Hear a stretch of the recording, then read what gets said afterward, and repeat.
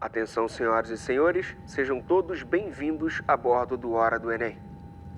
Aqui quem fala é o chefe de cabine. Em nome de toda a equipe, pedimos para que afivelem os cintos de segurança e coloquem as poltronas na posição vertical. Oi?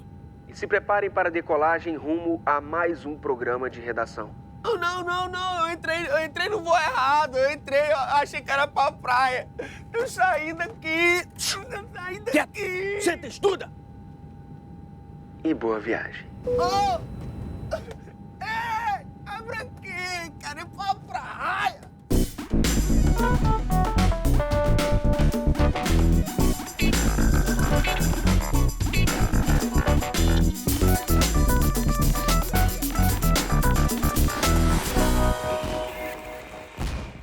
Hora do Enem no ar! E hoje a gente fala de redação.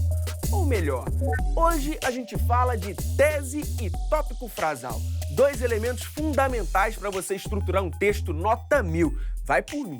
E quem ajuda é o craque, o mito, professor Marcos Machado. Seja bem-vindo. Como é que tá, meu amigo? Tudo bem? Tudo bem com você? Tô bem também, obrigado. Bom, professor, já chega dando spoiler. O que é tese e o que é tópico frasal? Olha só, no programa de hoje a gente está falando sobre dois conceitos fundamentais para a estrutura dissertativa, na medida em que a gente fala de tese, que é o seu posicionamento, é a sua opinião. A gente está falando de uma dissertação argumentativa. Se não tiver opinião, tudo vai para água abaixo. E o tópico frasal, que é a ideia central de cada parágrafo do desenvolvimento. Então, os nossos amigos não podem perder esse programa. Tese, ela tem a ver com que competências, professor? Olha, Lange, quando a gente está falando sobre tese, a gente está falando sobre estrutura dissertativa. Então, isso nos leva para a competência 2, tema e tipo de texto. O Enem ele tem um raciocínio muito específico para a sua estruturação. Ele pede que o aluno, que o candidato, identifique algumas etapas, alguns elementos. Um tema, óbvio, que é o tema proposto. Desse tema, um problema, e é daí que vai surgir a ideia da nossa tese. A explicação para esse problema, ou seja, os nossos argumentos, e a proposta de intervenção. Você já deve ter ouvido falar. Com certeza. Mas não acabou não, tem mais uma competência. Tá.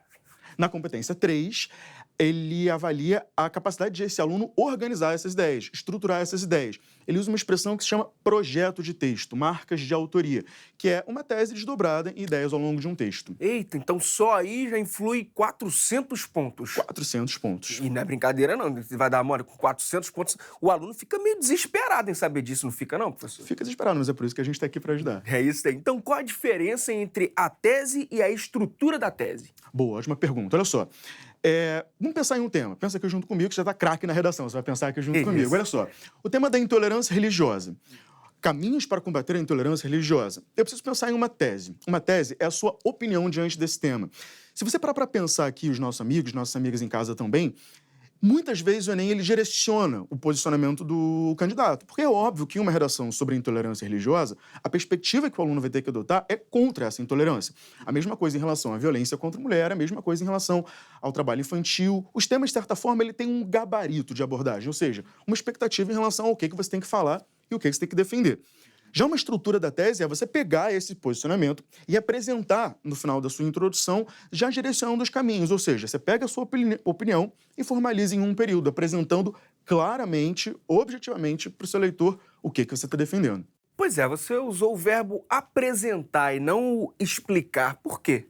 Apresentar é indicar, explicar é argumentar. E o lugar da argumentação é no desenvolvimento. A gente precisa pensar que, independentemente de 2 ou 3 parágrafos de desenvolvimento, é aí que eu vou explicar. A tese, ela apresenta, mas não explica e nunca argumenta. Opa, então bora ver isso no exemplo? Pra já, vambora. Ih, já tá ali na tela. Valeu, Renatinho!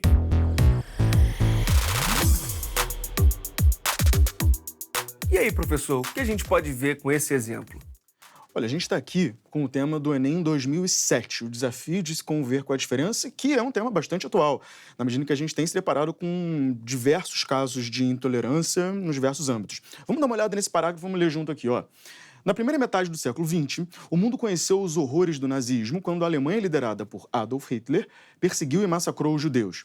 Essa triste história se torna ainda pior ao se perceber que hoje, décadas depois, a mesma essência permanece presente, a intolerância às diferenças. Na contemporaneidade, esse sentimento mesquinho e egoísta causa exclusão social, discriminação e até morte. Por isso é preciso entender as dimensões sociais e políticas desse problema, de modo a pensar em possíveis soluções para contorná-lo.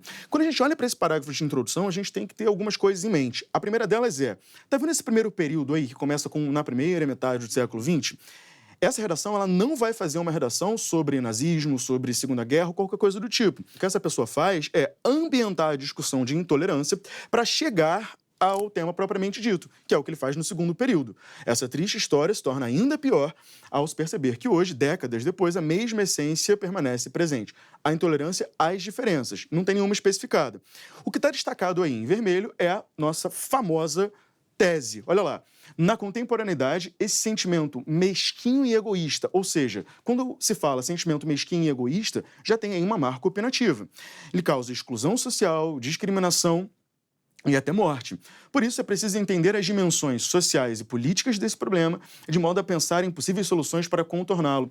Percebe que aí eu já tenho todos os eixos apresentados. Eu tenho algumas ideias, ou seja, tenho as dimensões sociais e políticas que vão ser levadas para o meu parágrafo de desenvolvimento, e eu tenho o eixo propositivo, ou seja, de modo a pensar em possíveis soluções para contorná-lo, que é algo que vai me levar à nossa conclusão. Agora, professor, marcador opinativo é diferente de escrever um texto opinativo, né? Na verdade, a gente tem que pensar nisso com calma, porque é claro que a tese ela é opinativa, agora a gente não pode confundir isso com marcas de pessoalidade. O uso da famosa primeira pessoa. Eu acho, eu sinto, a gente precisa sim expressar a nossa opinião, mas de forma objetiva. Quando essa pessoa vai lá e coloca sentimento mesquinho e egoísta, isso é uma marca opinativa, mas ela não está usando a primeira pessoa do singular, nem do plural. Quando ela coloca as dimensões sociais e políticas, ela está apresentando eixos de argumentação. Só para ficar claro, professor, primeira pessoa do singular na redação do Enem, nunca. Ótima pergunta, Andy. Acho que muitos dos nossos amigos lá em casa também devem estar se fazendo essa mesma pergunta. Desde cedo, a gente costuma escutar a seguinte frase quando a gente aprende a fazer redação, e você também muito provavelmente. Não se usa a primeira pessoa. E os alunos ficam com a seguinte dúvida. Mas não é a minha opinião, não sou o que eu acho.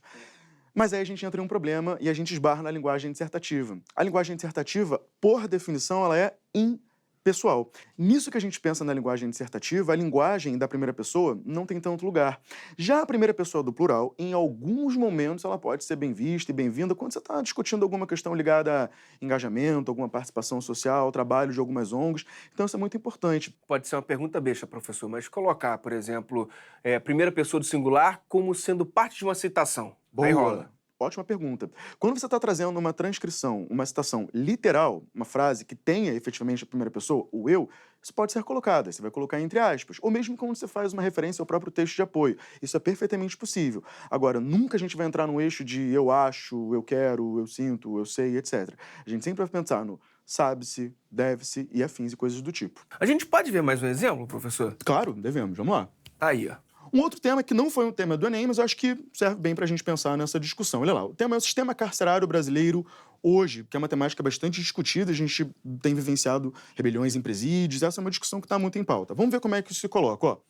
No ano de 1992, ocorreu em São Paulo o massacre do Carandiru, no qual as forças policiais reprimiram violentamente uma rebelião no presídio paulista. Nesse sentido, hoje, muito se discute no Brasil acerca do sistema carcerário e seus desafios, principalmente no que tange à falta de infraestrutura, que foi motivo de diversas recentes manifestações por parte dos presos e seus familiares. Desse modo, é possível notar que essa problemática é nociva ao pleno respeito com os indivíduos e ao Projeto Nacional de Combate à Violência. Se a gente for parar para pensar, essa estrutura dessa outra introdução segue o mesmo parâmetro da primeira. Você consegue perceber? Olha só, no primeiro período, assim como no anterior, na introdução anterior, há uma referência.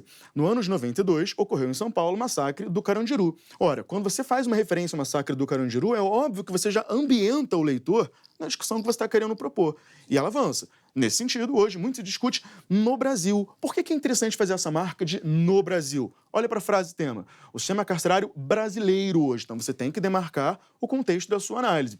Acerca do sistema carcerário, seus desafios, principalmente no que tange a falta de infraestrutura, que foi motivo de recentes manifestações, por parte dos presos e seus familiares. Então, eu já sei que a questão da infraestrutura vai ser abordada nessa redação em algum momento. A gente vai ver isso mais pra frente.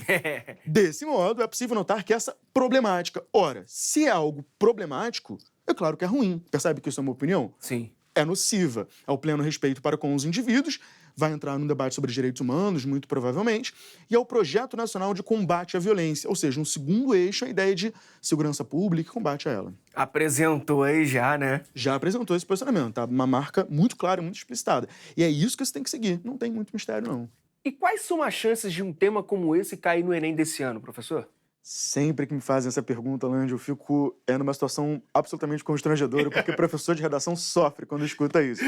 Mas é sempre provável, né? Uma discussão como essa sobre o sistema carcerário é bastante rica nesse sentido. Só no ano passado, em 2017, a gente teve várias rebeliões em presídios, então essa discussão veio à tona na mídia, está sendo cotada por muitos colégios, mas eu acho importante, acima de tudo, a gente pensar em questões humanitárias nesse sentido, né? Nos eixos das questões humanitárias. É claro que quando a gente pensa em rebeliões no presídio, em situações de presídios, a gente tem muitos documentários, filmes, situações, livros que ilustram essa situação. Então, é um tema que, assim como qualquer outro de justiça, inclusão social, direitos humanos, tem uma cotação bastante alta para cair nessa prova. Afinal, a redação ela discute temas exatamente do cotidiano, pertinentes a questões relevantes para o cenário brasileiro. Então, é uma discussão sempre pertinente. Novamente falando de minorias, né? Novamente falando sobre minorias, exatamente. É sempre uma postura inclusiva. Acho que cada vez mais a gente precisa pensar nesse processo de inclusão, até porque a gente está em um momento histórico, político, social, cultural, em que se discute tanto a ideia da intolerância e do preconceito e das exclusões,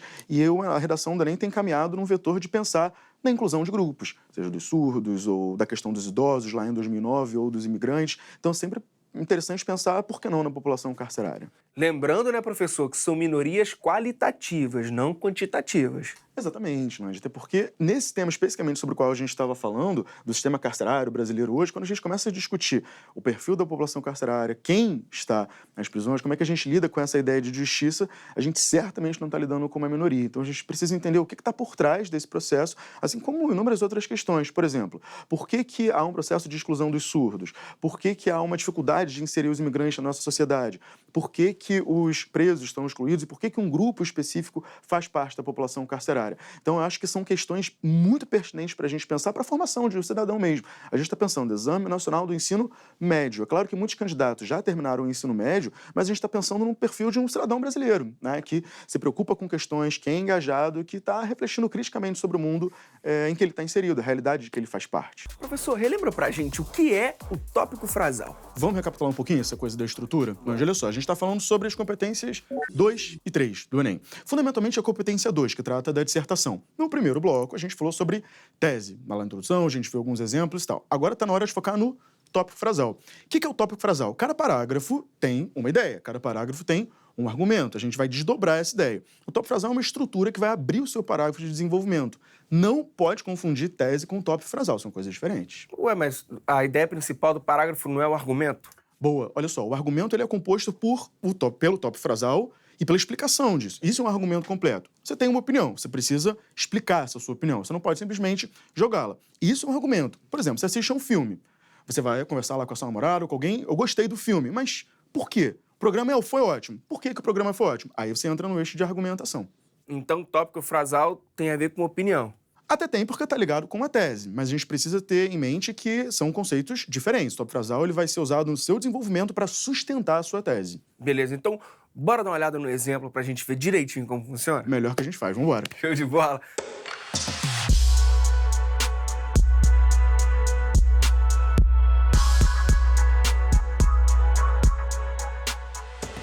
Olha só, a gente vai partir da introdução para o pessoal ver como é que a gente conecta essa introdução com o nosso desenvolvimento. Então, vamos só pegar da tese e a gente parte para o D1, para o nosso primeiro desenvolvimento. Olha lá. Desse modo, é possível notar que essa problemática é nociva ao pleno respeito para com os indivíduos e ao Projeto Nacional de Combate à Violência. Lembrando que essa introdução tinha falado sobre infraestrutura e tal. Vamos ver agora, então, como é que essa introdução se desdobra para o parágrafo de desenvolvimento. Olha lá. Em primeira análise, cabe pontuar que os presídios não suportam o número de detentos que recebem. Isso justifica, pois o governo não investe na construção e na reforma de penitenciárias, já que os diversos casos de corrupção impedem a sobra de verba para tal ação. Com isso, os presos sofrem com a ausência de condições básicas, como celas hiperlotadas e baixo saneamento básico, criando assim um ambiente caótico nas cadeias. Logo, percebe-se que os direitos dos detentos, garantidos no artigo 5 da Constituição Federal de 1988, tais como o respeito à sua integridade física e moral, são garantidos de maneira precária. A gente precisa olhar para esse parágrafo, Luande, com muita atenção. Olha só o ponto de onde ele parte. Em primeira análise, cabe pontuar que os presídios não suportam o número de detentos que recebem. Isso que está destacado em vermelho aí é o nosso tópico frasal. É a ideia central desse parágrafo. Percebe que é uma coisa direta, objetiva e muito pontual. Eu sei que é o primeiro desenvolvimento por dois motivos. Primeiro, tem ali em primeira análise, que é um marcador discursivo que nos leva ao primeiro desenvolvimento. Não poderia ser um segundo desenvolvimento, por exemplo, porque é a primeira ideia com a qual você está trabalhando. A partir disso, isso se cria uma explicação. Isso justifica, pois o governo não investe na construção. É uma linha de raciocínio. Olha o período seguinte. Com isso, os presos sofrem com a ausência de condições básicas. Lá no final, há uma referência à Constituição Federal de 88. Ou seja, o argumento ele se sustenta de modo a embasar aquela ideia inicial, embrionária, da infraestrutura que foi apresentada lá na nossa introdução. Então, tem um diálogo perfeito aí com esses elementos. Agora, falando de forma, professor, o tópico frasal tem uma forma recomendada? Olha, é uma estrutura simples, objetiva, direta, como eu falei agora há pouco, e, tá vendo, é bem direto. Em primeira análise, cabe pontuar que os presídios não suportam o número de detentos que recebem. Essa é a ideia central, é isso que vai ser trabalhado, desdobrado e desenvolvido ao longo desse parágrafo só. Entendi. Vem cá, ela sempre vem no início do parágrafo? Tende a vir, é uma estrutura estratégica, porque aí você já apresenta a ideia e explica. Qualquer outro formato acaba parecendo um pouco artificial, um pouco confuso. Exemplo nunca é demais, né, professor? Bora ver mais um? Vamos embora. Já tá aí. Temos um outro tema aí, meus amigos, olha só. Caminhos para combater a intolerância religiosa no Brasil. Isso é um tema mais recente, em 2016. Vamos dar uma lida nesse parágrafo e vamos entender a estratégia que essa pessoa utilizou para desenvolver a sua ideia. Vamos lá. Em primeiro plano, tem uma certa semelhança aí com o parágrafo anterior. Em primeiro plano, é necessário que a sociedade não seja uma reprodução da casa colonial, como disserta Gilberto Freire em seu Casa Grande e Senzala. Temos tudo um pouco parecido aí, mas vamos tentar... De novo, tópico frasal no início do parágrafo. Tá abrindo, vamos ver o que essa pessoa quer dizer com essa ideia, como é que ela vai desenvolver e trabalhar.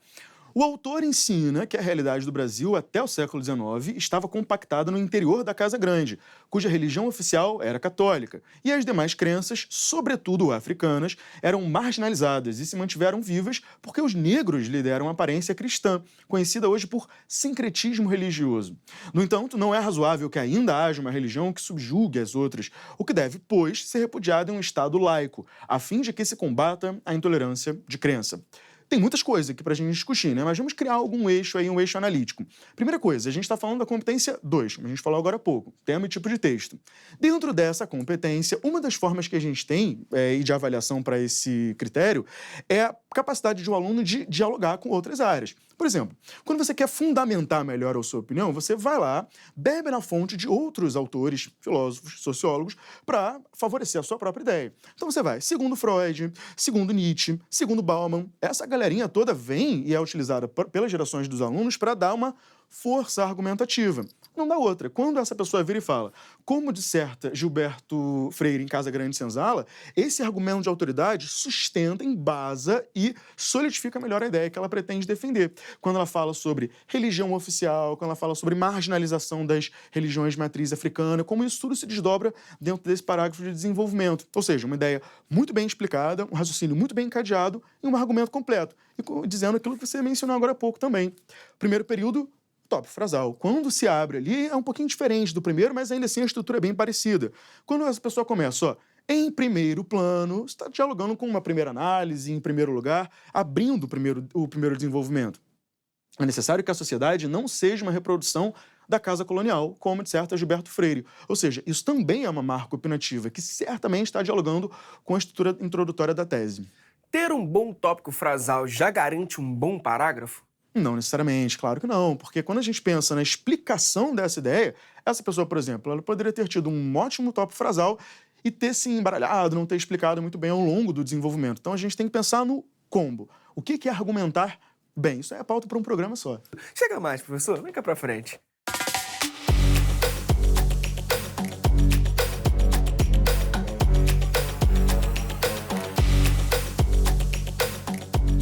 Uma vez que eu tenho o tópico frasal, professor, o que eu faço? Eu pinço uma palavra e ela se torna o núcleo do meu argumento? É isso? É bom a gente começar a pensar por aí.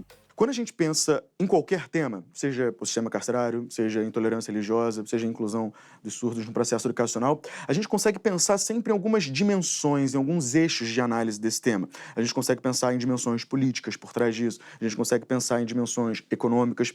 Por exemplo, se a gente pega o tema de 2014, publicidade infantil em questão no Brasil, é claro que a gente consegue pensar nesse viés da publicidade pela cultura, pela economia, pelos interesses de mercado. Então, todo o tema, Lange, consegue ser pensado por eixos, e é nesse planejamento que a gente tem que começar a trabalhar no roteiro da nossa redação. Muitas pessoas, a gente estava pensando exatamente nisso, né? Muitas pessoas confiam numa inspiração para fazer o texto e não planejam. Só que isso é o pior dos cenários, porque você não planeja e você acaba errando, você acaba trazendo problemas em cascata, porque você não planeja, o raciocínio fica atropelado, você fica com ideias muito parecidas. Então, o que eu sugiro que o aluno faça?